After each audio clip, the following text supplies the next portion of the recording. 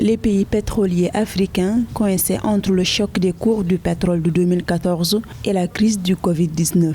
Plusieurs projets pétroliers ont été soit arrêtés, soit annulés sur le continent comme partout ailleurs dans le monde.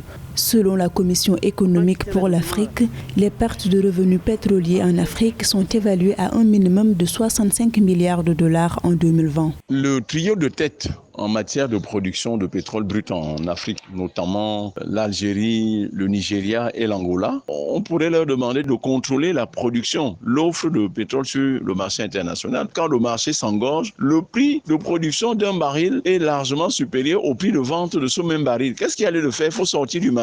Les plus grands producteurs de pétrole du continent, comme le Nigeria, l'Angola et autres, pour qui le pétrole représente plus de 90% des recettes d'exportation et plus de 70% du budget national, font face à une crise exacerbée par le manque de devises étrangères. Que ces pays rentrent donc en négociation avec l'OPEP pour qu'une négociation puisse aller dans le sens de rationner le marché en pétrole brut. Cela aurait donc pour avantage de baisser les quantités offertes sur le marché et en économie. Quand les quantités offertes baissent, donc par voie de conséquence, la demande est obligée de suivre la courbe inverse. Donc le prix maintenant va augmenter. La pandémie de Covid-19 continue d'enliser l'économie mondiale et celle africaine dans une crise sans précédent. Dépendant de la manne pétrolière, les géants du pétrole africain se retrouvent en difficulté, leurs économies étant peu diversifiées.